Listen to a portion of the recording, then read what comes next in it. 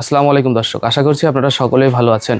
প্রিয় দর্শক, আমার গত ভিডিওতে আপনারা দেখেছেন যে কিভাবে আমি আমার এই বয়স্ক গরুটার কৃমিমুক্ত করেছি। তো ওই ভিডিওতে আমি আপনাদেরকে হয়তো সময়ের ঘাটতির কারণে দেখাতে পারিনি যে কৃমিমুক্ত করার পরবর্তী পদক্ষেপগুলো কিভাবে নিতে হয়। অর্থাৎ গরুর কৃমিমুক্ত করার পরে আপনারা পরের দিন থেকেই ধরেন আজকে আমি কৃমিমুক্ত করলাম, সকালে খালি পেটে কৃমিমুক্ত করে দিলাম। দেওয়ার পর এর পরবর্তীতে আমি কি কি কাজ করব সেটাই আপনাদেরকে জানানোর চেষ্টা করব। অর্থাৎ পরের দিন থেকে আপনারা সকালে এই যে লিভার টনিক ভার্লিভ, এই যে দেখলেন আপনারা রেনেটা কোম্পানির লিভার টনিক খাওয়াতে পারেন অথবা রেস্টোলিভ খাওয়াতে পারেন, যে কোনো। এটা হচ্ছে ভীষণ কোম্পানির একটা লিভার টনিক, দাম একটু কম, এই কারণে আমি এটা ইউজ করতেছি। 500 ml এর একটা বোতল। এটাই আপনার হচ্ছে 10, যেহেতু বড় গরু 10 মিলি না, এখানে আপনারা এরা লিখে দিচ্ছে কত মিলি, হ্যাঁ 10 থেকে 50 মিলি, তো 30-40 মিলি দিয়ে দিবেন। এরা 10 থেকে 50 মিলি যেহেতু বলেছে, আপনারা 30 থেকে 40 মিলি মতো দিয়ে দিবেন। আর লিভার টনিক খাওয়ানোর পদ্ধতিটাও আপনাদেরকে যদি আমি আজকে একটু দেখাই, তো এটাই এমন আহামরি কোনো কিছু না, লিভার টনিক খাওয়ানো একদমই সহজ। এটা একটু দেখাই দিই আপনাদেরকে। ধরেন 15 মিলি দেওয়ার ক্ষেত্রে আমরা প্রথমে যে একটু বোতলে ঢেলে নিব, সরি 15 মিলি না, 30 মিলি। 30 থেকে 40 মিলি হইলেও সমস্যা নেই, মানে বেশি হইলেও অসুবিধা নেই, কিন্তু কম হইলে কিন্তু সমস্যা। তো লিভার টনিক দিবেন। লিভার টনিক সকালে খাওয়াবেন, এটা আমি একটু পরে খাওয়াবো। তার আগে আপনাদেরকে একটু বলে রাখি, সকালে লিভার টনিক আর বিকেলে হচ্ছে জিঙ্ক কেয়ারটাও একা একাই খেয়ে ফেলে। যে কোনো গরুর সামনে আপনারা জিঙ্ক কেয়ার ধরলে ওরা একা একাই খেয়ে ফেলবে। আর তাছাড়াও জিফ্লু ভেট আছে এবং জিস ভেট আছে। এছাড়াও জিঙ্ক কেয়ারের আরও বিভিন্ন ধরনের জিঙ্ক পাওয়া যায়। তো আমি সবসময় জিঙ্ক কেয়ারটা ইউজ করি, কারণ এটা খাওয়ানো সহজ, বেশি ঝামেলা করতে হয় না। এই যে লিভার টনিক খাওয়াতে গেলে এখন যে ঝামেলাটা হবে, জিঙ্ক কেয়ার কিন্তু খাওয়াইতে গেলে সেই ঝামেলাটা হবে না। এই কারণে আমি জিঙ্ক কেয়ারটাই আপনার বেশিরভাগ খাওয়াই। তো লিভার টনিক খাওয়ানোর পদ্ধতি অর্থাৎ সকালে, এখন কিন্তু সকাল, অর্থাৎ গতকালকে আমি কৃমিমুক্ত করেছি, সেটা আপনাদেরকে দেখাইছি।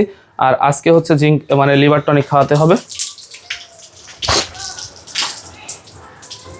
তো কিন্তু ওষুধ খাইতে চায় না একদম, কারণ এই লিভার টনিকের স্বাদ একদমই বাজে।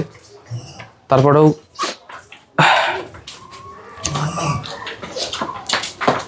খাওয়াতে হবে, যতই আপনার এরা করুক, মানে ঝামেলা করুক, তারপরে ওষুধ কিন্তু ঠিকমতো দিতে হবে। কারণ একবার কৃমি চলে যাওয়ার পরে আপনার কথা কম বলি, আগে ওষুধটা খাওয়াই।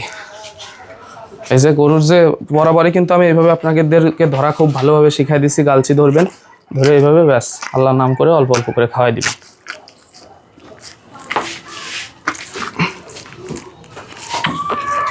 লিভার টনিক খাওয়ানো কিন্তু খুবই ঝামেলাজনক একটা কাজ। তো এইভাবে আস্তে আস্তে খাওয়ালে আল্লাহর রহমতে সমস্যা হবে না, ও খেয়ে ফেলবে।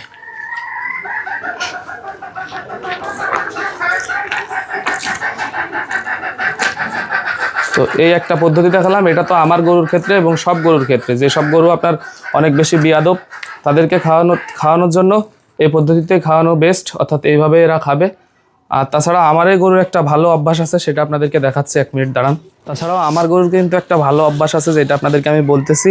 আমি এইভাবে যদি এই লিভার টনিকটা খাওয়াই দিই, অর্থাৎ এর ভিতরে ঢেলে আপনার দেখাচ্ছি, আপনাদের একটু সরাসরি যদি দেখাই। এই যে আপনার ভুসি দিয়ে দিবেন, এই দেখেন গমের ভুসিটা দিয়ে দিচ্ছি।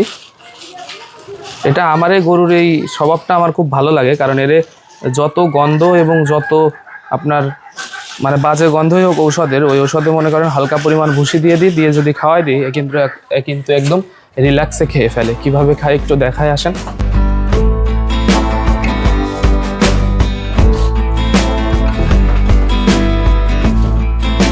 এই দেখেন, মানে এর যত খারাপ ওষুধই আমি দিব, এই দেখেন হালকা পরিমাণ ভুসি দিছি, এর এত কষ্ট আমার করা লাগতেছে না। দেখলেন কত সুন্দর খাচ্ছে। আর আমার এই গরুটার কিন্তু এই বিষয়টা আমার খুব ভালো লাগে, কারণ এরা যে ঔষধি আমি দিই, মানে যত গন্ধওয়ালা ঔষধি হোক না কেন, এ কিন্তু এমন খুব সাবলীলভাবেই ওষুধগুলো খেয়ে ফেলে। এই যে দেখতেছেন, মানে এত কষ্ট করার আমার দরকার নেই। প্রথমে আমি বোতল দিয়ে যেভাবে কষ্ট করে ঢেলে খাওয়াইছি, এরকম কষ্ট আমার হচ্ছে না। তো যাদের গরু এইভাবে খাবে, এইভাবেও খাওয়াবেন। এইভাবে খাওয়ানো হচ্ছে সবচাইতে বেস্ট পদ্ধতি, মানে কোনো রিস্ক থাকে না এইভাবে খাওয়ালে। আর প্রথমে যেভাবে দেখাইছি ওইভাবে তো নতুন যারা তারা পারবেন না। তো যাদের গরুটা অনেক বিয়াদব তারা ওইভাবে খাওয়াবেন, আর আমার মতো ভালো গরু হইলে এইভাবে খাওয়াতে পারেন।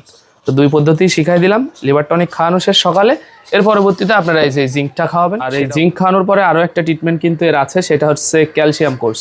তো ক্যালসিয়াম কোর্স করালে কিন্তু গাভীর দুধ বৃদ্ধি পায় এবং বিভিন্ন ধরনের শারীরিক যে গঠন সেটা কিন্তু ভালো হয়।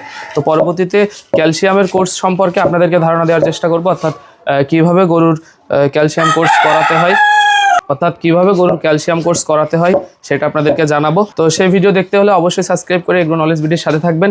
আপনাদের মাঝে আমি নিয়মিত এমন গরু পালন বিষয়ক এবং কৃষি বিষয়ক ভিডিও নিয়ে আসার চেষ্টা করবো ইনশাআল্লাহ। সকলে ভালো থাকবেন, আল্লাহ হাফেজ।